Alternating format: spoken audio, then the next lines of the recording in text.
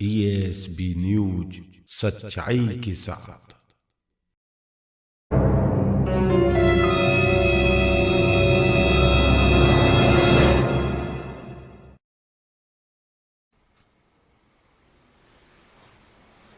आज हमारे बीच स्वामी दीपकानंद जी महाराज, जो कि निरंजनी अखाड़ा मायापुर गणेश घाट हरिद्वार से हैं। स्वामी जी, आपका धन्यवाद, नमस्कार। कार्यक्रम सच्चाई में आपका स्वागत है। बहुत बहुत धन्यवाद। मैं सबसे पहले अपने दर्शकों को आपका परिचय कराना चाहेंगे, तो सबसे पहले आप परिचय दे दीजिएगा। मेरा नाम स्वामी दीपकानंद गिरी महाराज है और मैं निरंजनी अखाड़े से नागा साधु हूँ,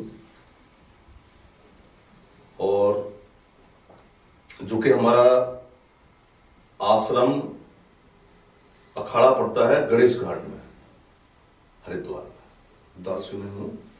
और मैनपुरी हमारे लिए बहुत ही प्रिय है और यहाँ बहुत अच्छा लगता है, क्योंकि यहीं का मेरा जन्म स्थान है जी। मैं बचपन से यहाँ पला बड़ा हूँ और हमने बहुत कुछ देखा है, तो हमारे लिए बहुत अच्छा लगता है। और मुझे गद्दी भी यहाँ दे रखी है, लालपुर सदनी से मैं महंत हूँ जी, पोस्ट भी है मेरे पास। आप हरिद्वार से हैं, जूना अखाड़ा है, तो मैं ये जानना चाहूंगा कि आपने जो गृहस्थ आश्रम है वो कब छोड़ दिया और कब आपने संत का भेष जो है वो धारण किया? देखिए, मैं आपको बताना चाहता हूँ जी। 2013 11 फरवरी को हम 3 भाई थे, सबसे बड़ा मैं हूं, और हमारे पिताजी आर्मी से रिटायरमेंट हैं। उन्होंने देश की बहुत सेवा की है पिताजी ने। तो मेरे से एक छोटा भाई था, अमित करके। तो 2013 में 11 फरवरी को, देखिए गृहस्थ जीवन में जो होते हैं तो आय का स्रोत देखना पड़ता है, कमाने का साधन देखना पड़ता है। तो उस समय हम भी कोई जॉब वगैरह कर रहे थे प्राइवेट नोएडा में। तो मुझे सूचना मिली कि ऐसे ऐसे आपके भाई खत्म हो गए। तो 2013 11 फरवरी को शाम को मेरा छोटा भाई 4 साल छोटा था, अमित करके, तो वो एक्सपायर हो गया, खत्म हो गया। और अचानक जैसे ही मुझे पता लगा, किसी को पता लगता किसी का जवान भाई खत्म हुआ है तो भावनाएं क्या होती हैं, मेरा सीना फट गया एकदम। मैं सीधा नोएडा से रवाना हुआ और रवाना होके मैं घर पे आया। तो इतना मैं दुखित हुआ अपने भाई की वजह से, जो कि मेरा बाजू था। इतना दुखित हुआ कि हमारे से उस समय से ही मोह ममता बिल्कुल हट गई। अरे, जब मेरा भाई मेरे साथ नहीं रहा है, क्या है मेरे साथ जीवन में? जवान भाई मेरा छोड़ के चला गया मुझे। उसके बाद आपने जो है वो गृहस्थ आश्रम छोड़ दिया। मेरा दिल फट गया बिल्कुल।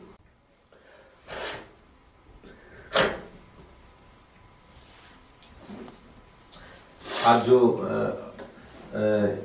दर्द मैं समझ सकता हूँ कि एक भाई का क्या होता है। आपने उसी समय से संत का वेशभूषा आपने रख लिया, और बल्कि हृदय से जो है समर्पित भाव से जो है संत बन गए। लेकिन आज आपने संत की व्यवस्थाओं को देखा होगा, संतों की हत्याएं कर दी जाती हैं, लोग निर्मम हत्याएं हो जाती हैं संतों की, और यहाँ तक कि उनको न्याय तक नहीं मिल पाता। इसके लिए आप क्या कहेंगे? देखिए, साधु संतों की जो हत्या करते हैं तो वो अपने आप को सुरक्षित न समझे। सच्चाई ये है, देखिए जीवन का कार्यकाल है, जो आया है उसको जाना है, ये सत्य है। लेकिन साधु संत जो होते हैं भगवान स्वरूप होते हैं, ईश्वर की देन होती है। जिन्होंने घर छोड़ा, परिवार छोड़ा, संसार छोड़ा, दुनिया छोड़ा, सब कुछ छोड़ के और आज वो समाज सेवा कर रहे हैं और उन्हीं की कोई निर्मम हत्या करता है, तो ये बहुत बड़ा जघन्य अपराध है। और ऐसे लोगों को इस दुनिया में जीने का अधिकार भी नहीं होना चाहिए जो इस तरीके के गलत कदम उठाते हैं। साधु संत हमारे देश के धर्म के स्तंभ होते हैं, जैसे दीवार होती है ना, ये पिलर होते हैं, स्तंभ होते हैं। आज आपका देश सुरक्षित है साधु संतों के दम पे, आपका धर्म सुरक्षित है साधु संतों के दम पे, आप सुरक्षित हैं साधु संतों के दम पे। कई बार ऐसी स्थितियां आई, आपने देखा होगा, सुना होगा कि अंग्रेजों के शासन में, मुगलों के शासन में उन्होंने बहुत प्रताड़ित किया है, सबको परेशान किया है जबरदस्त। उस समय हमारे अखाड़े के नागा साधु ले लेके तलवार और भाला ले लेके कूद पड़े, संघर्ष किया उन्होंने। जो आज हमारा देश का धर्म जो है वो सुरक्षित है, लेकिन लोग इस चीज को नहीं समझते हैं। हमने वो भी दिन देखा है, मुझे याद है भास्कर जी, 2 नवंबर 1992 को मैं संन्यास नहीं लिया था उस समय, संन्यास तो मैंने 2013 में लिया है। यही अपना मैनपुरी, उस समय हमारी धर्म विरोधी सरकार थी, मैं नाम नहीं लेना चाहूंगा, धर्म विरोधी सरकार थी। तो मुझे यहां से उठाया मैनपुरी से, और हमारे साथ काफी मतलब अच्छे लोग थे जो कि बुजुर्ग हैं, जैसे हमारे मैनपुरी के डॉक्टर आचार्य पुरंग जी हो गए, वो भी मेरे साथ थे, जसराम सिंह भदौरिया वो भी मेरे साथ थे, कई मतलब बड़े बुजुर्ग मेरे साथ में हैं, जो हम लोगों को यहां से उठा के इतना लठ मारा, पुलिस ने इतना लठ मारा मैनपुरी से। मेरी गलती क्या थी? हम प्रभु श्री राम के भक्त हैं, ईश्वर से हमारी आस्था है, तो हमने यही कह रहे थे कि रामलला आएंगे, मंदिर वही बनाएंगे, क्योंकि हमारी दिल की इच्छा थी हम प्रभु श्री राम का मंदिर बनाएं, हमारी भावनाएं थी। तो यहां से उठा के मुझे मथुरा की जेल में ले जाके 26 दिन मथुरा की सेंट्रल जेल में बंद रखा मुझे, और इतना मारा था, प्रताड़ित किया था पुलिस ने। और मैं तो हूं ही भुक्तभोगी। माननीय योगी आदित्यनाथ जी जो हमारे सीएम साहब हैं, मैं उनका बहुत बहुत दिल से धन्यवाद करता हूं। हर समय साधु संतों के प्रति वो बहुत ही मतलब मजबूत तरीके से हर समय रहते हैं।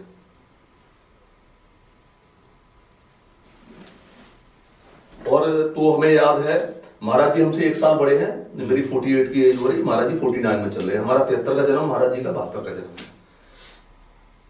महाराज जी को भी बहुत प्रताड़ित किया गया, महाराज जी को बहुत परेशान किया गया जी। फर्जी मुकदमे लगवा दिए, ये करवा दिए, वो करवा दिए, बोला आतंकवादी है, देशद्रोही है, नाना प्रकार की परेशानियां उनको दी गई जी। कष्ट उनको भी झेलने पड़े बहुत। आज कम से कम यूपी में जंगल राज तो नहीं है। आज जनता के साथ न्याय होता है, साधु संतों के साथ न्याय होता है। महाराज जी की देन है, महाराज जी बहुत अच्छा कार्य कर रहे हैं। आपको जो 26 दिन जेल काटनी पड़ी, कब समय था ये? 2 नवंबर 1992 की आपने जो घटना बताई। हाँ, सब ये मार के हमारे सब मतलब पूरा धड़ लाल कर दिया था, पूरा सुझा दिया था। 1992 में जब आप जेल गए थे, और आज के दौर में भगवान श्री राम की जो हमारे मंदिर में विराजमान है, आपको आज बड़े सौभाग्य की बात है कि मतलब 1992 में जब आपके 26 दिन जेल में काटे, और आज आपके ही सामने जो है भगवान श्री राम की जो है वहां पे मंदिर बना, भव्य मंदिर बना, और सारे जो मुकदमे थे वो खत्म हुए। हाई कोर्ट, सुप्रीम कोर्ट ने सभी ने जो भी कार्य किए हैं, जो हमारे जजों ने जो इतना बड़ा काम किया है देश के लिए, बड़ा अब इस सब चीजों को लेके वो पुरानी चीजें आपको याद भी आती होंगी। कैसा लग रहा है, क्या कहेंगे? बहुत खुशी होती है, और दिल में बहुत ही बड़ी खुशी होती है कि कहते हैं कि हमारे प्रभु श्री राम को भी घर में घुसने का आदेश नहीं था। जी जी। उनको भी नहीं घुसने देते थे। राक्षस प्रवृत्ति के जो लोग थे वो प्रभु श्री राम को भी घर में नहीं घुसने देते थे। 400 वर्ष बाद हमारे प्रभु श्री राम अपने घर में विराजमान हुए हैं। तो ये अच्छे लोगों के संस्कार और अच्छे लोगों की मेहनत, चाहे वो हमारे जजेज हों, चाहे वो हमारे प्रधानमंत्री श्री नरेंद्र मोदी जी हों, चाहे वो अमित शाह जी हों, चाहे वो हमारे महाराज योगी आदित्यनाथ जी हों, इनका बहुत अच्छा सहयोग रहा है। और ऐसा नहीं, देश की जनता का भी बहुत अच्छा सहयोग रहा है, जो कि राक्षसों को, भूत प्रेतों को, इनको सबको उठा के पटक दिया। जंगल राज। और कुछ तो इस क्वालिटी के भी थे, मुझे याद है,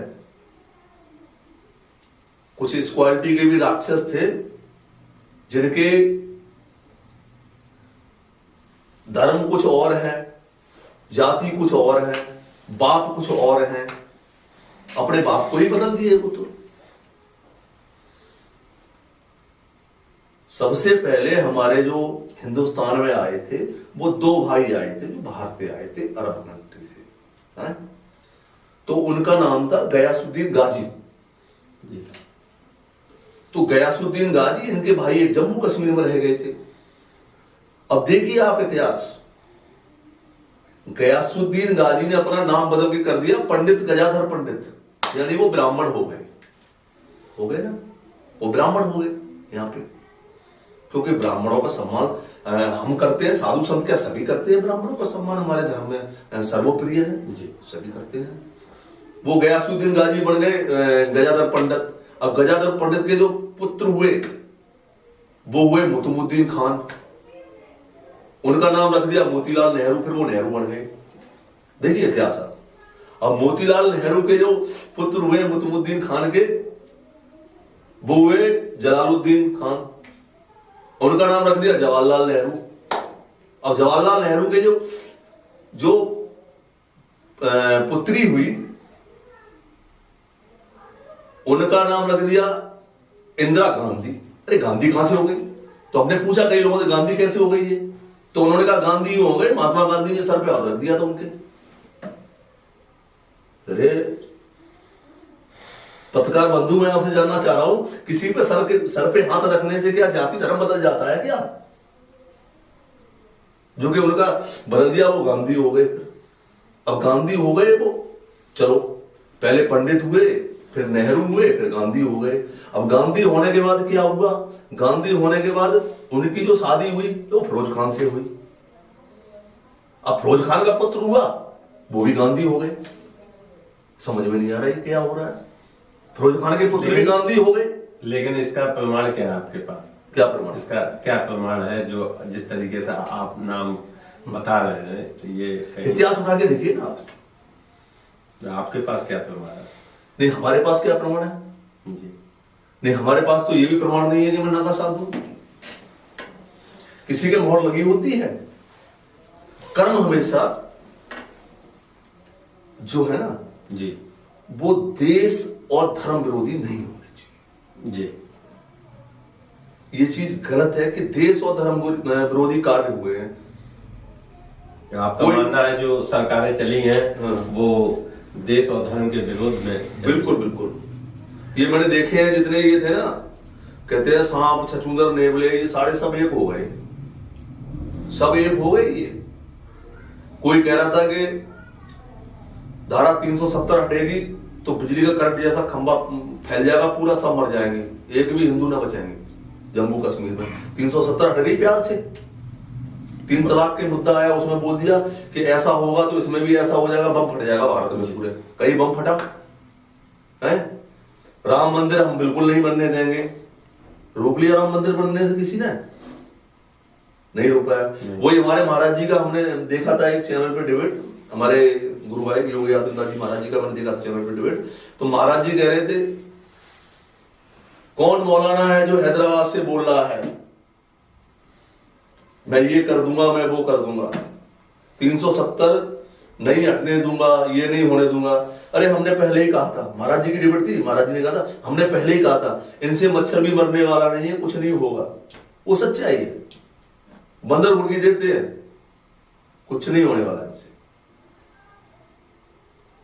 मैं सभी से, देखो, चाहे मैं किसी व्यक्तिगत जाति विशेष की बुराई नहीं करता हूं। धर्म देखो सभी के लिए, सभी धर्म सर्वप्रिय होते हैं। हर आदमी धर्म को सर्वोपरि मानता है। मैं भी मानता हूं, हमारा धर्म है, अपने धर्म को मानता हूं। आपका धर्म अपना, आप अपने धर्म को मानिए। इसका मतलब ये नहीं है कि आप हिंदुस्तान में खा रहे हो, हिंदुस्तान में रह रहे हो, हिंदुस्तान में हग रहे हो और आप चिल्ला रहे पाकिस्तान जिंदाबाद। ये कहां का न्याय है? आप यहां खा रहे, यहां हग रहे हो, चिल्ला रहे पाकिस्तान जिंदाबाद। मैं देखता रहता हूं सोशल मीडिया में अक्सर करके, कोई अगर हिंदुस्तान जिंदाबाद बोल दे तो यहाँ के कुछ लोग ऐसे हैं, गलत हैं, दरिद्र हैं, जिनको बुरा लगता है कि हिंदुस्तान जिंदाबाद क्यों बोल रहे हो। अरे भैया, तुम्हें दर्द हो रहा हो तो तू पाकिस्तान चलो जा, वहीं रह जाके का हिंदुस्तान में रह रहा हो, तो दर्द हो रहा हो तो तेरे भैया है वहां पे, अब्बा है, तो वहां चलो जा। अभी एक मुद्दा उठा था कि जो एक चैनल था और हमारे देश के शहीद, बॉर्डर पर जो शहीद हुए हैं जी, और ये मुद्दा उठा था कि एक चैनल के हेड है जिनको सारी जानकारी थी, यदि वो जानकारी साझा कर लेते तो हमारे देश के नौजवानों को शहीद नहीं होना पड़ता। मैं सीधी बात आपसे कर रहा हूं, जो कि रिपब्लिक भारत के अर्नब गोस्वामी, हाँ, अर्नब गोस्वामी, राइट। तो जो चैट दिखी है, एक चैनल है, रवीश जी ने पूरा खुलासा किया, पूरा उसका डिटेल दिया। ये क्या है, इसके बारे में कुछ बताएंगे? अर्नब गोस्वामी, देखिए, अर्नब गोस्वामी से मैं डायरेक्टली परिचित नहीं हूं। अर्नब गोस्वामी ने पालघर मुद्दा भी बहुत उठाया था और संतों के लिए लड़ाई भी लड़ी थी बहुत। नहीं, उसने संतों की लड़ाई लड़ी है अर्नब गोस्वामी ने, और अच्छा देश और धर्म के प्रति बहुत अच्छा सपोर्ट करता है, इस बात को मैं मानता हूं। यही तो परिणाम है, इसीलिए तो उसको प्रताड़ित किया गया, उसको ले जाके जेल में बंद कर दिया था, उसको मुंबई जेल में ले जाके बंद कर दिया था। उसकी तो ये लोग हत्या करने का प्रोग्राम बना रहे थे। अगर समय से मामला न खुल जाए और हाई कमान तक अगर ये बात न पहुंच जाए तो उसकी तो हत्या करने का प्रोग्राम बना रहे थे। उसको तो बोलने का ही मौका नहीं दे रहे थे। वो तो वहां काफी पब्लिक और काफी लोग वहां एकत्रित होकर पहुंच गए, और मैं समझता हूं कि हाई कमान तक, बहुत हाई स्टेज पे बात भारत के अंदर पहुंच गई थी, इसलिए वो जिंदा है। नहीं, उसकी हत्या भी हो सकती थी। मेरा मतलब है कि जो मान लीजिए पालघर को बहुत उठाया और उन्होंने संतों की बहुत बात की, लेकिन जो अभी बताया गया है कि जो एक चैट थी वो लीक हो गई है। अर्नब गोस्वामी के जो फेसबुक, ट्विटर पे जो चैट है वो हो गई है लीक। तो वो क्या है? क्या अर्नब गोस्वामी के साथ कोई षड्यंत्र है या खुलासा है? देखिए, षड्यंत्रकारी तो ये लोग हैं ही हैं पहले से, है ना। एक वो देखा हुआ आपने, कॉमेडियन है ना, वो कॉमेडियन है ना, एक बच्चा है, बालक छोटा सा है, वो अभी ज्यादा नहीं है, मेरा अंदाज 49-50 का होगा, बच्चा है जी। तो बच्चा थोड़ा सा बालक कॉमेडी करता है कभी कभी, तो है। एक छोटी सी पिक डाली किसी ने, तो मैं आपके चैनल के माध्यम से बताना चाहता हूं। तो उसमें पिक में देखा मैंने, छोटी छोटी कचरी होती हैं, जो गांव में कचरी बोलते हैं ना, जो हरे कलर के छोटे छोटे लगते हैं। तो पप्पू कह रहा है, बोला मैं तुम्हारा बेवकूफ नहीं हूं, मुझे ये पता है ये तरबूज के अंडे हैं। अब उसको ये नहीं पता है कि तरबूज के अंडे हैं, तो वो तो कॉमेडियन है, उसको तो कुछ पता नहीं है, और झूठ भी बोलता है पूरा। तो ये षड्यंत्रकारी तो बहुत है ये लोग, मुझे पता है, क्योंकि मैं अच्छी तरीके से जानता हूं उनके षड्यंत्रों के बारे में, जो कि हमारी गुरु बहन थी साध्वी प्रज्ञा ठाकुर जी, और उनको इतना प्रताड़ित किया इन्होंने, उनकी रीढ़ की हड्डी तोड़ दी। उनको बताया भगवा आतंकवादी है, भगवा आतंकवादी। और उनकी मतलब मैं गुरु बहन से बात होती है हमारी, तो उनको आज वो पूर्णतः स्वस्थ भी नहीं है, उनको मतलब टॉर्चर इतना किया। किस बात को लेके? जो मुंबई में बम विस्फोट हुआ था कांड, उसमें जो हमारी गुरु बहन है प्रज्ञा ठाकुर जी, उनकी वाइफ खड़ी हुई थी वहां पे जी। वो किसी ने चुरा लियो उठा लियो, पर मुझे पूरा मुद्दा नहीं पता है। तो ये दिखा दिया था कि इनकी वाइफ थी ये, और ये भगवा आतंकवादी है। उनको महाराष्ट्र सरकार ने, पुलिस ने मिलकर इतना प्रताड़ित किया बहन जी को कि आज वो बहन जी चलने में भी फिरने में भी असमर्थ हैं। वो तो मैं मानता हूं कि बहुत अच्छा मोदी जी की देन है और इस भाजपा सरकार की देन है, जिसमें साधु संत आज सुरक्षित हैं, है ना। उनको जमानत मिली, वो आई और उनको टिकट दिया भोपाल से, और बहन जी अच्छे मतों से विजय हुई, लगभग 4.25 लाख वोट से। तो षड्यंत्रकारी तो ये लोग हैं ही हैं, बहुत पुराने। ये कहते हैं कि भगवा आतंकवादी होते हैं, और हम कहते हैं तुम कच्चा उतार के देखो, तुम्हें खुद ही पता लग जाएगा कौन से आतंकवादी होते हैं। आतंकवादी का कोई धर्म नहीं होता है, ये कहते हैं। और हम कहते हैं कच्चा उतार के देखो, पता लगेगा आतंकवादी कौन सा धर्म होता है, अलग से पता लग जाता है। नहीं, ईश्वर तो सभी को इंसान और हिंदू बना के, नहीं ठीक बात है। और ये धर्म जो है वो यहाँ के लोग जो है विभाजित कर देते हैं। बने हुए धर्म को मानो कि बनाए हुए धर्म को मानोगे आप? जी। बनाए हुए धर्म को आप मानेंगे? ये जो ईश्वर ने बना के भेजा है, हमारा सत्य सनातन धर्म, हमारे कहते हैं कि ये जो चौथा युग है, इन युगों से भी पहले का हमारा सत्य सनातन धर्म है। तो राक्षस पहले भी थे, देवता पहले भी थे। जो अगर देवता लोग या देवी लोग जो हवन करते थे, हमारे देवी देवता, तो उसमें वो हड्डियां फेंकते थे, मांस फेंकते थे, खून फेंकते थे हवन विघन करने के लिए। तो पहले भी करते थे, और अभी भी उसी क्वालिटी के राक्षस हैं। तो वो इस तरीके से तो करते हैं गलत। यही देव और दैत्य की पहचान होती है तो कर्मों से। 400 वर्ष बाद जो है भगवान श्री राम जी अपने घर पे आए हैं, तो क्या अभी भी आप मानते हैं कि जो देव जो है देव नहीं है और राक्षस वगैरह हैं, क्या अभी भी ऐसा कुछ?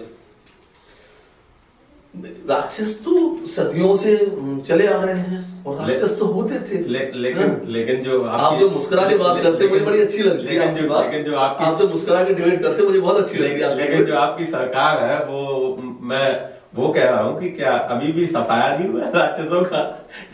भगवान श्री राम जी आ चुके हैं, और क्या राक्षसों का सफाया हुआ कि नहीं हुआ अभी भी? अब थोड़े बहुत कीटाणु हैं, तो हमारे महाराज जी बैठे हुए हैं, तो राक्षसों का तो अंत होगा। देखिए रामराज जी एक बार फिर आएगा दोबारा से जी। राक्षसों का तो अंत होगा, लेकिन 2-4 जो दुबक जाते हैं, छिप जाते हैं राक्षस, वो बच जाते हैं। फिर उनके 40 बच्चा पैदा हो जाते हैं, तो वो 40 राक्षस हो गए। फिर क्या हो गया? 45 बच्चे हो गए, वो राक्षस हो गए। फिर वो,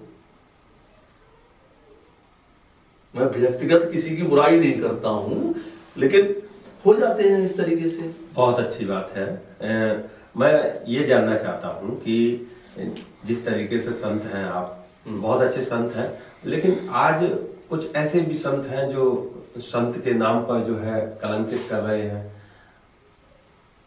बिल्कुल, मैं आपके सवाल का जवाब देता हूँ। लोग जो है, मान लीजिए जैसे एक तालाब में एक मछली गंदी है तो कहते हैं यहाँ तो सारा तालाब गंदा है। उसी तरीके से कुछ संत भी सनातन धर्म को जो है बर्बाद करने की कोशिश करें। वो किस तरीके के संत हैं और क्या कहेंगे आप जनता को बताइए?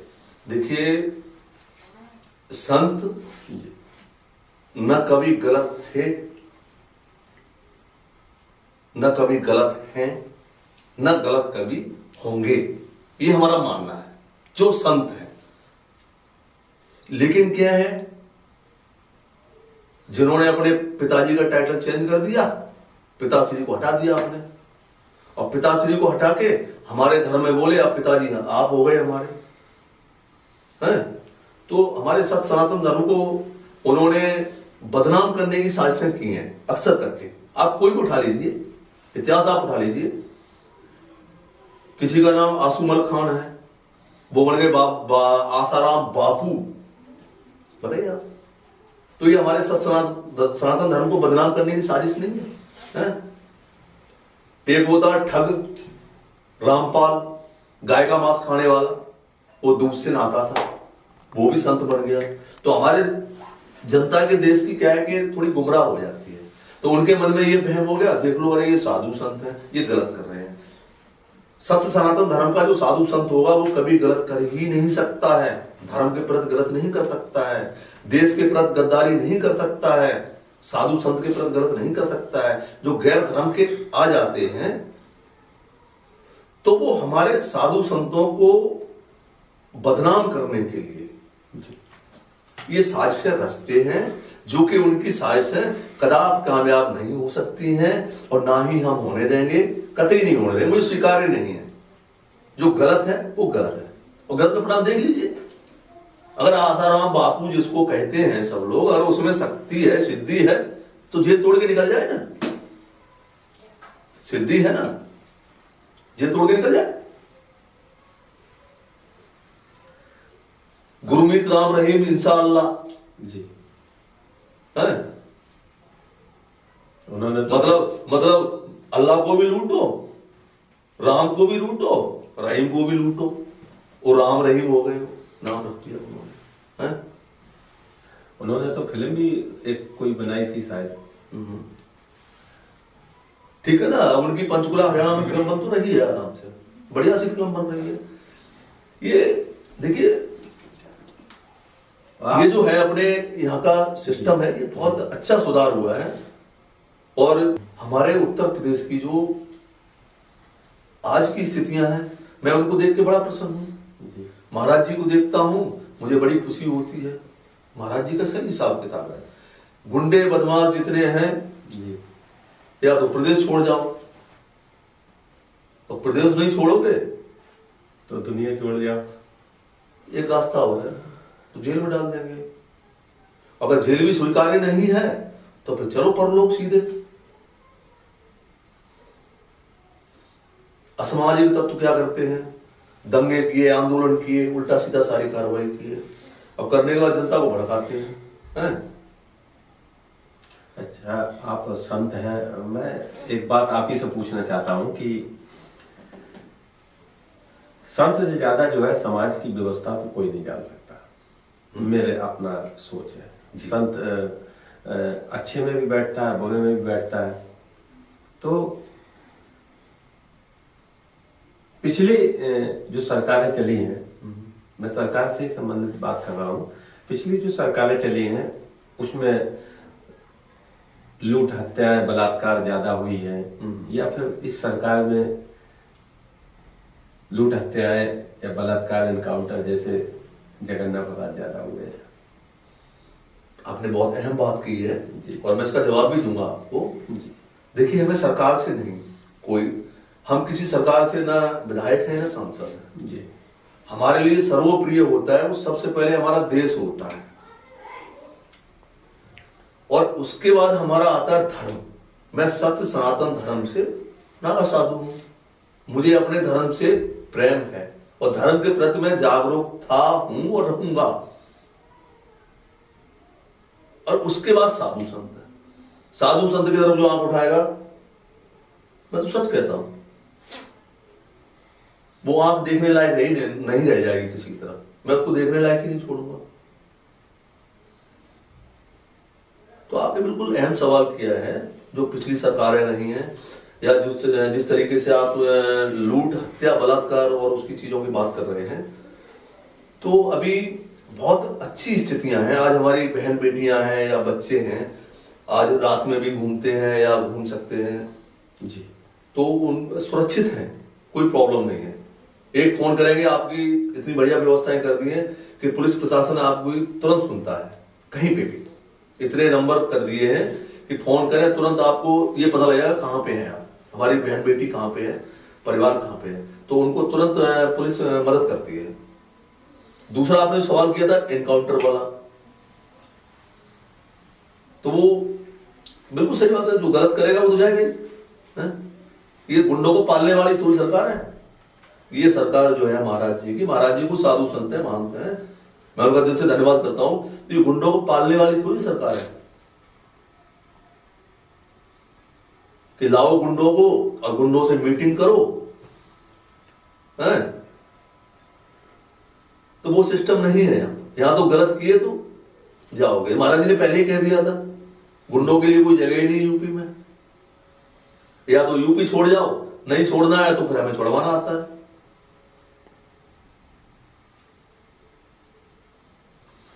बहुत अच्छा लगा, आपने जो है तमाम चीजों की हमारे दर्शकों को जानकारी दी, सरकार की व्यवस्था भी बताई और समाज की व्यवस्थाएं भी, संतों को किस तरीके से सुरक्षित रखा जा रहा है और तमाम बातें जानकारी। दूसरी बात मैं आपसे कहना चाहता हूं जी, मुझे आपके स्टूडियो में आके बहुत अच्छा लगा जी।